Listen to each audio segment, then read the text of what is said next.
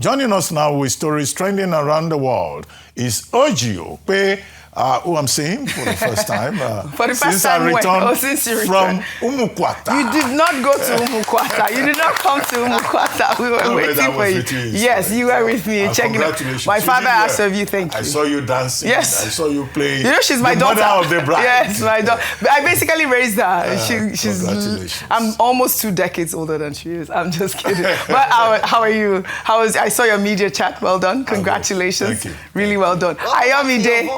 It's getting better, right? Yes. Thank God. Yeah. Thank God. Rufi on fire. How are you this morning? Bless God. Fantastic. Well, all right. Well, good morning to you, viewers. Let's begin what's trending by celebrating the Super Eagles of Nigeria for starting off their 2025 Africa Cup of Nations campaign on a winning note. Nigeria defeated Tanzania 2-1 in their opening match at the first stadium in Morocco on Tuesday, with Ademola Lookman's stunning 20-yard screamer securing all 3 points for the 3-time Afcon champions. The tournament officially kicked off on Sunday night in Rabat, where Grammy-nominated superstar Davido, alongside African music legend Angelique Kidjo, delivered headline performances at the Prince Moulay Abdellah Stadium. Let's take a look. We dominate.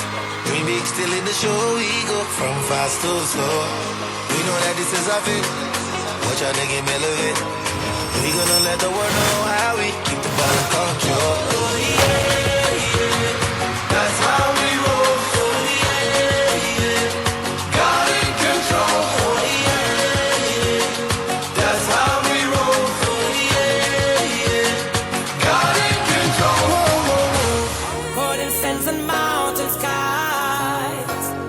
Drums up on his spirit flies.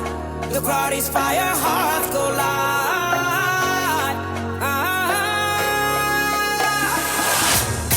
At last whispers there's a series. A victory rise on eagle wings. The roar of hope, the joy it brings.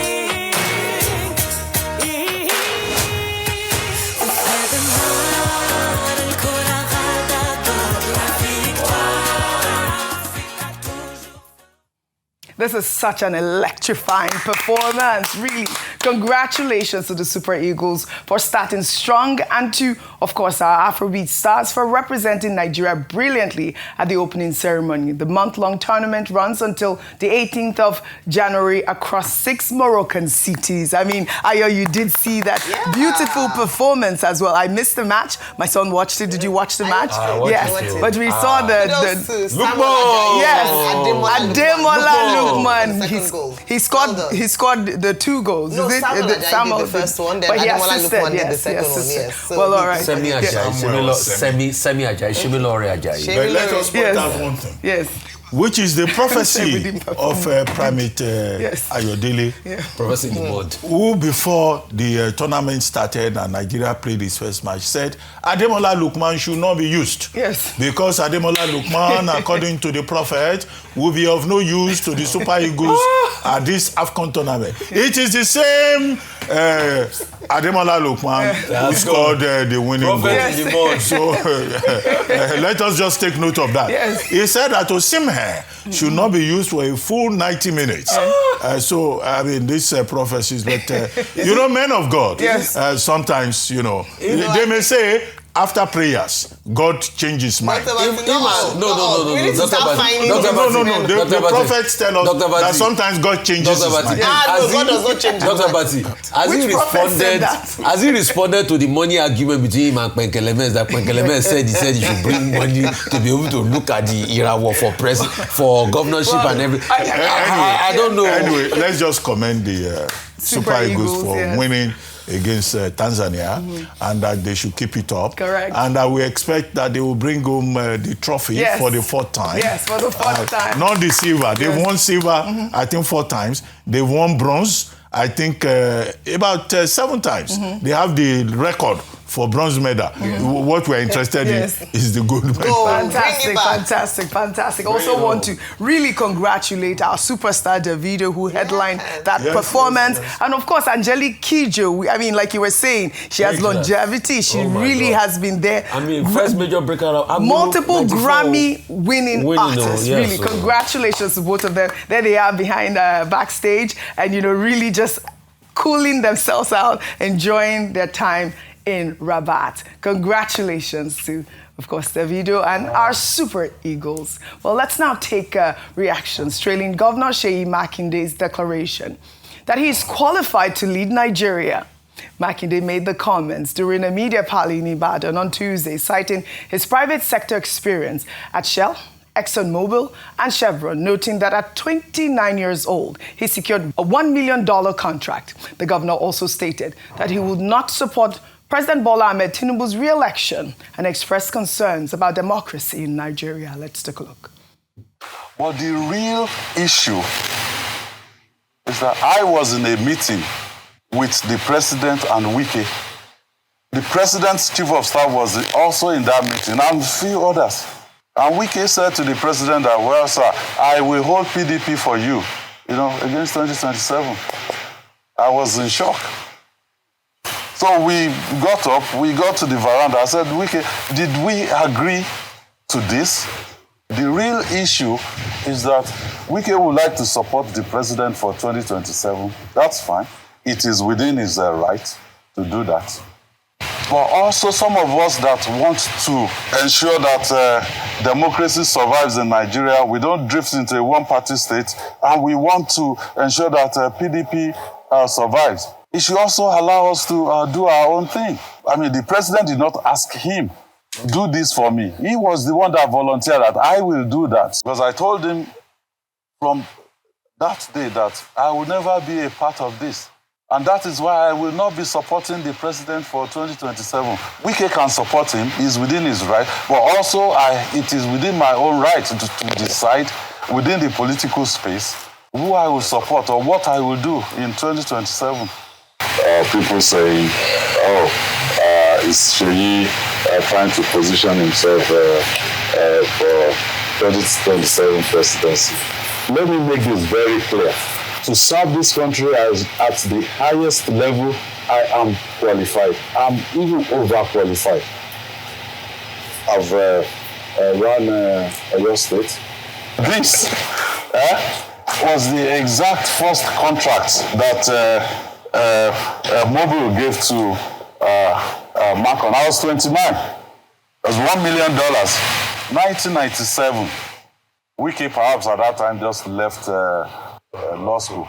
All right, that was a very extensive chat. He covered a lot of areas, but this part that he talked about, him being qualified to lead Nigeria, gathered a lot of reactions, and I'll take some as well. And, this is from Good News Abua, who wrote, that is exactly what his fight with Wike is all about. Not like he really cares about PDP. He's fighting for his own ambition to become PDP presidential candidate. Unfortunately, he has made a lot of errors and may never get his wish. Victoria wrote, there is a difference between aspiration and illusion.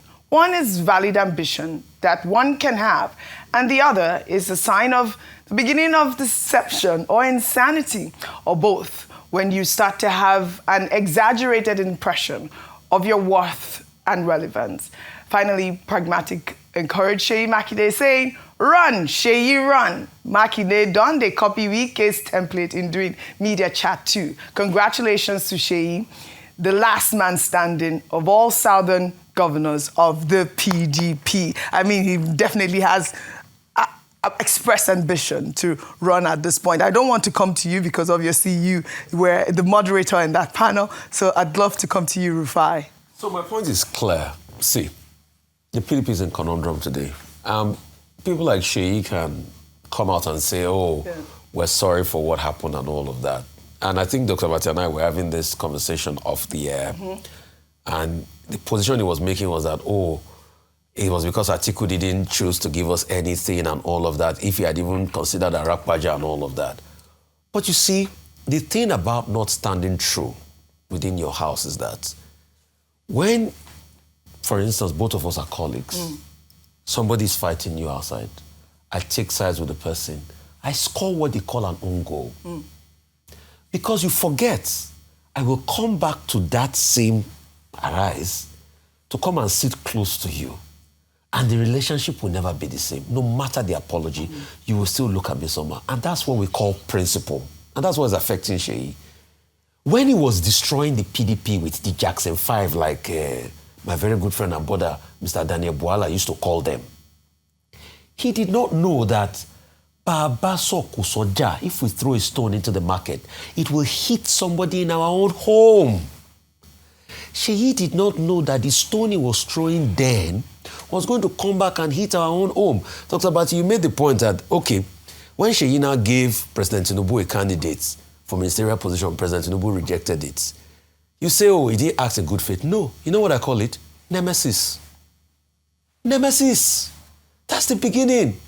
Because when you think that, oh, your family is not good enough and you go and adopt another family outside, the day they will tell you that we don't share the same DNA is coming. And that is what has happened to Seyi.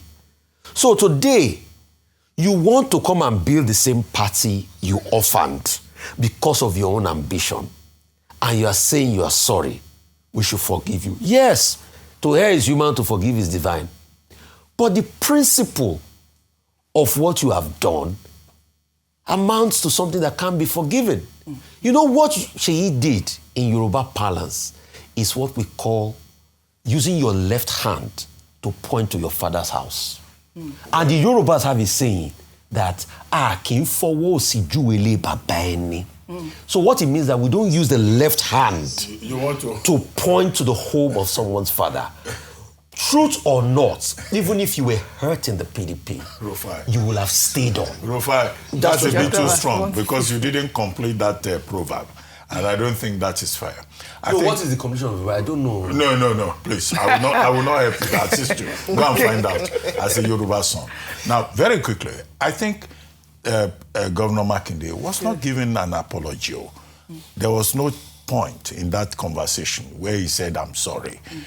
What he was saying, he was standing on principle.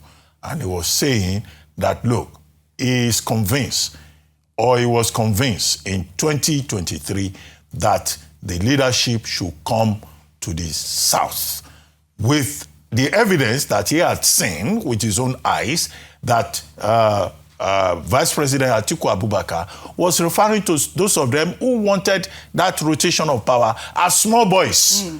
After he had said, give me some time to think about it. That was the context in which he spoke. Two, when he said he wants to run for he may run for presidency, he didn't give a definite answer. He said, but nothing rules it out because he's qualified, provided there is a competitive political environment. And it was in that connection that he talked about an emergence, is a looming emergence of a one-party state, which he says will be inimical to democracy. Yes. So that basically was his... as for the issue about Wike being in secondary school when he made his first million, I don't think that's important, really. You know, it's about... And he himself said he doesn't want to talk about individuals. Because I see some people have started taking pictures of his wardrobe, that at the time he made $1 million, this was the kind of, cloth he was wearing. Those are not the issues. We should focus on the principles. I've not seen have you seen a picture? Well, I will look for it. Does it even matter? We're discussing leadership, governance, principles. This is what's trending. This is what's trending. They posted a picture of him wearing a flowery, sort of, nice top. And my editor has to look for that picture. I think that was just a distraction and just was a low blow. Maybe he used the $1 million to do something else instead of buying clothes. Maybe he doesn't have an interest in the way he looks. He just was doing other things. But I think very valid is the fact that I think it's important not to downplay any politician's ambitions to want to be president. Okay. According to the Constitution. When I was teaching at Ogun State University, it was then known. The richest man in Agogoyi, if you saw him, you will not believe it. Yeah. Okay. And yes, the man had most of the houses in the town. True. Very humble. Correct. So you don't judge somebody. I love judge somebody. There are a lot of wealthy people. Governor Seyi Makinde, if you look at it, he's a very modest person. All right. And it shines through. He's a very modest person. All right. You don't have to be a costume. Yeah. But the good thing is that he made $1 million at the age of 29. Which one of you has made $1 million at 29? Well, all right. Let's not. Our time will come. Our time will come. Say amen. Which one? It was economy fit. Amen. No. But I'm past 29 years old. That's not a correct question. The question, even till date, which one of us have made $1 million? Rufai, don't say that now. $1 million.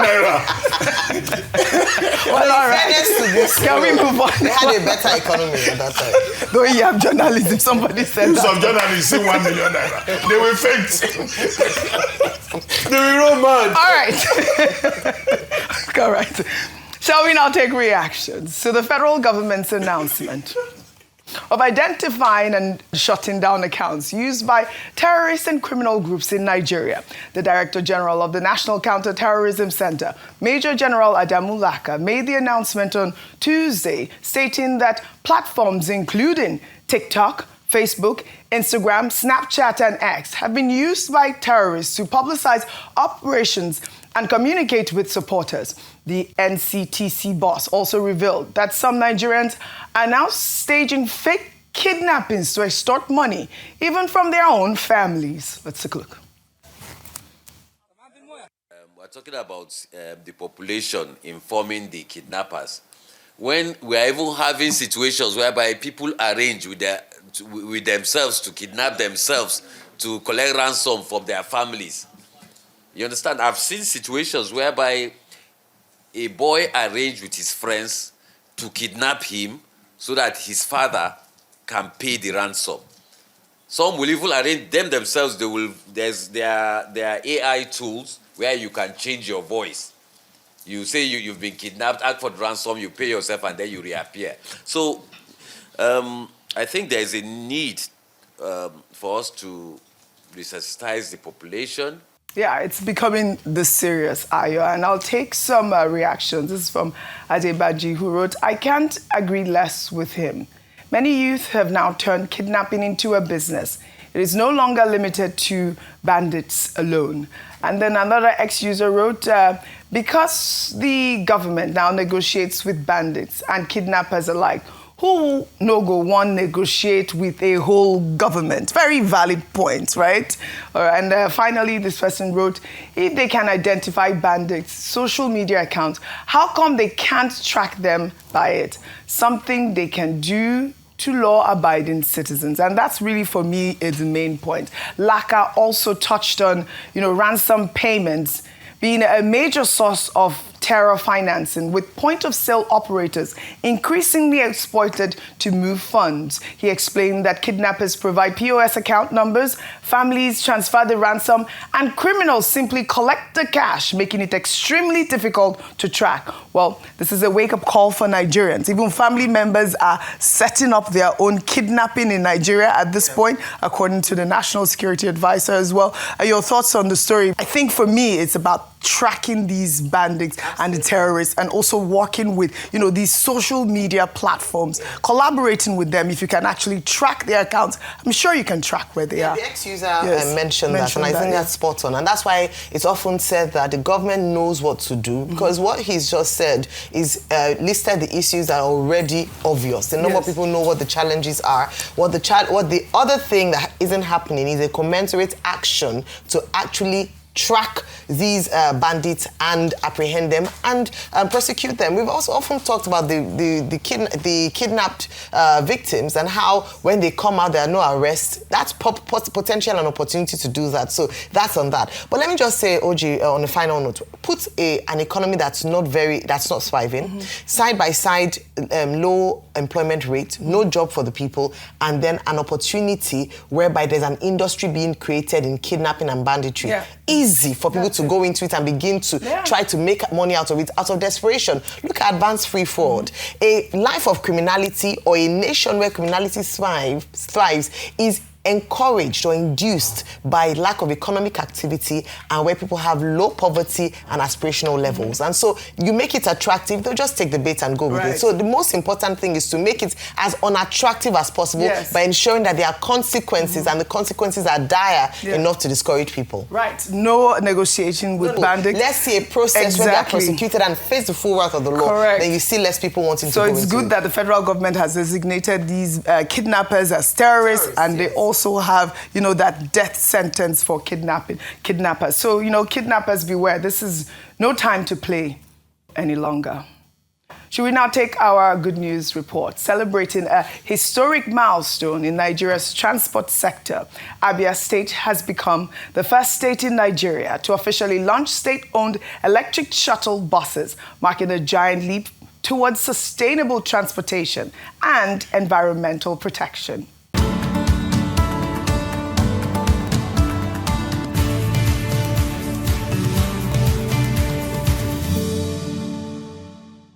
Well, the groundbreaking initiative was unveiled on Monday at the International Conference Center in Umuahia by none other than the Director General of the World Trade Organization, Dr. Ngozi Okonjo-Iweala, alongside Governor Alex Otti. The first batch consists of 20 fully electric buses manufactured by the Kosharis Group, operating under the Abia Green Shuttle Electric Bus Service. Dr. Okonjo-Iweala praised the initiative as a bold step towards addressing climate change, noting that although Africa contributes only 3% of global carbon emissions, the continent must still play its part in promoting a cleaner environment. Governor Otti explained that the state initially considered compressed natural gas buses, but decided to leapfrog straight to electric vehicles to achieve zero emissions. We can assure you that the only way to go is up, and we have started. We can't go down. Yes, sir. We also intend to install charging stations in different parts of Aba, Ohafia, and Umuahia, which will be available for public use. So we expect that in no distant future that some of you may choose to procure electric vehicles. You would have read not too long ago that the state emerged the best in terms of public sector or public transportation. I'm sure you saw that. That it costs much less in Abia State than every other state in Nigeria. So the introduction of the electric buses will even further reduce the cost of transportation.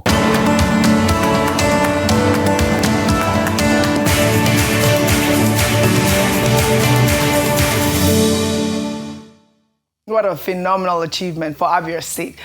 Governor Alex Otti's vision has positioned Abia as Nigeria's sustainability champion. The buses are fully compliant with the needs of persons with disabilities and will provide free transportation for Abia residents from December through early January 2026. Of course, congratulations to Governor Alex Otti and the good people of Abia State. This is the sort of initiative that we love to see. And, you know, the great thing is that the 20 buses were manufactured in Nigeria by the Kosharis Group. And I think, for me, this is really, really an innovation. Congratulations to Governor Alex Otti. Well, speaking about private sector engagement, founder and group chairman of Heirs Holding, Tony Elumelu, on Sunday hosted a bipartisan United States Congressional delegation at the Transcorp Hilton in Abuja. The meeting brought together American lawmakers and Nigeria's private sector leaders for strategic dialogues on economic cooperation. The delegation was jointly led by Republican Representative Bill Huizenga of Michigan and Democratic Representative Sarah Jacobs of California. The delegation were accompanied by outgoing U.S. Ambassador to Nigeria, Richard Mills. Now you know. Now you know. If you know, you know. The big ballers in town. Now you know. Now you know. Forget what they know, yes. How much is money? It's nothing. Ballin'. Premium or nothing. Now you know. Now you know. Now you know. Now you know. Forget what they know, yes.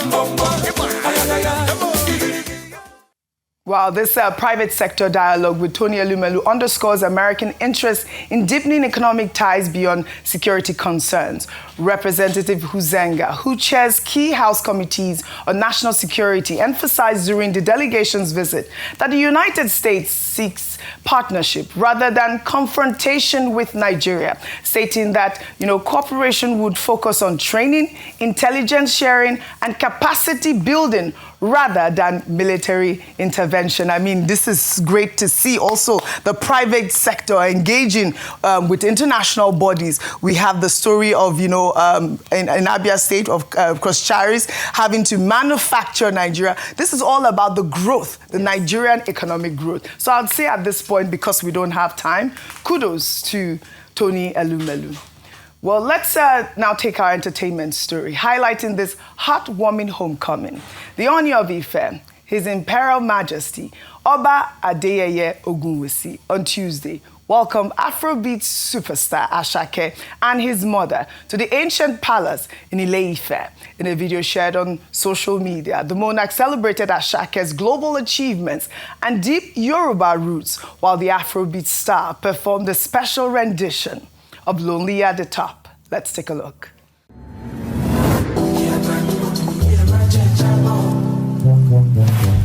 Money on my mind. Don't care what they yarning about me in particular. Call me. Out here on the road chasing my dream because I know I'm chasing for me.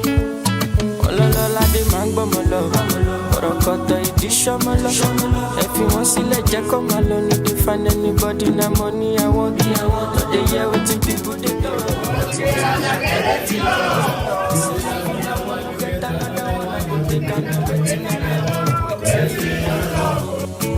Waiting, I love, waiting, I love, I go do and we done my heart. Okokoro no be vodka, Mr. Money Ginger. But I know the ways that Mr. Money Ginger.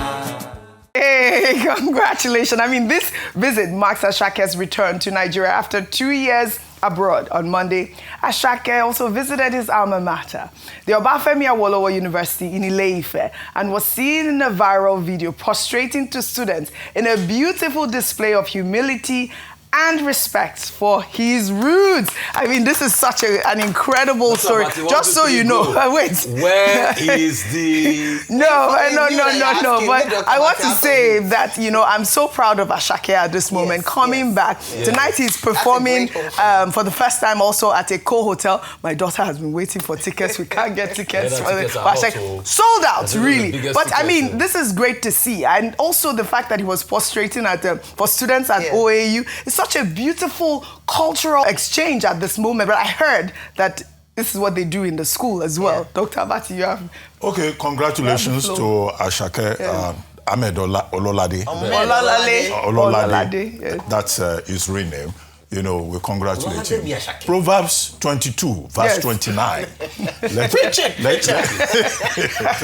that, seest thou a man diligent in his work? He will stand before kings and not before men. And we want to thank our father, the Oni of Ife, Ojaja II, for honoring him, for encouraging him. He is a monarch who has always encouraged the younger generation, and every Yoruba son or daughter are doing very well. However, okay, let me start with the department. I think the department must be very proud. Yes, very proud. Because he graduated from Department of Dramatic Arts in Ife. However, I noticed in that presentation the marginalization of men. Yes. Why? The other time when one of your friends, when the son was in Formula 1, right? Yes. It was the mother that was there. Yes. Why is it that they don't recognize fathers? Yes.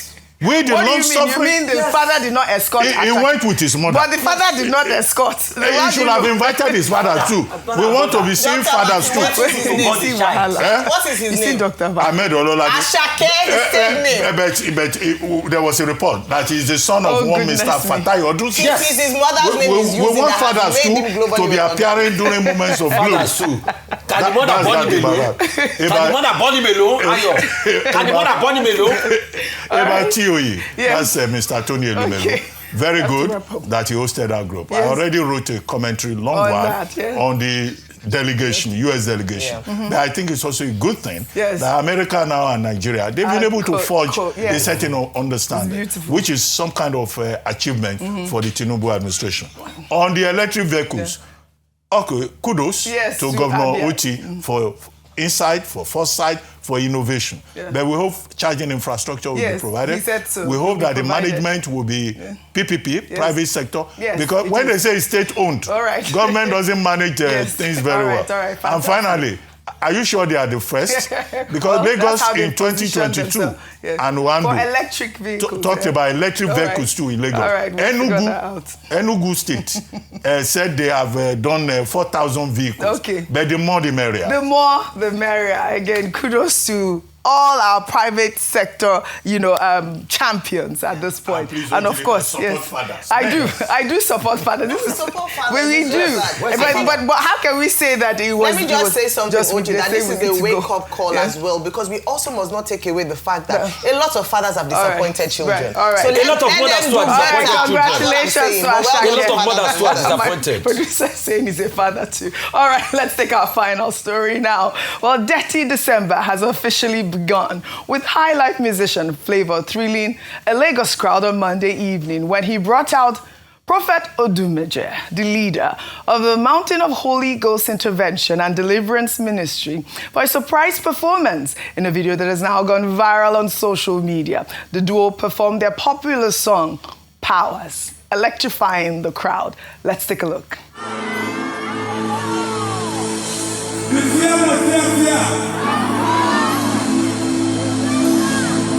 The only man that has ever lost the battle from 1996 to date.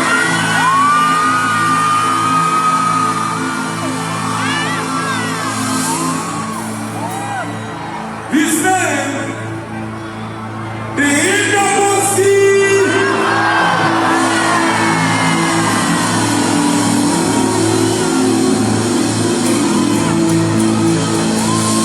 I'm about to release my powers. Abito sheka, kandusa, lebre la mandi, palebo shenelebo, abito sheka, dabus kaba, le face fale, enda boski,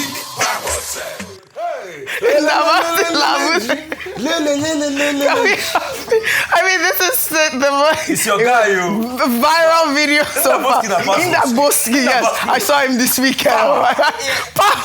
I loved it. I said that your Flavor is taking Odumeje from God. I said no, he took himself from God. No, but the song is power as well. We love our entertainers. Really, congratulations. Kudos to Flavor. And of course, Ndaboski. I'd love to thank you all for your great analysis. I am the fire. On what's trending. I am the battle. How can you kill a dead man?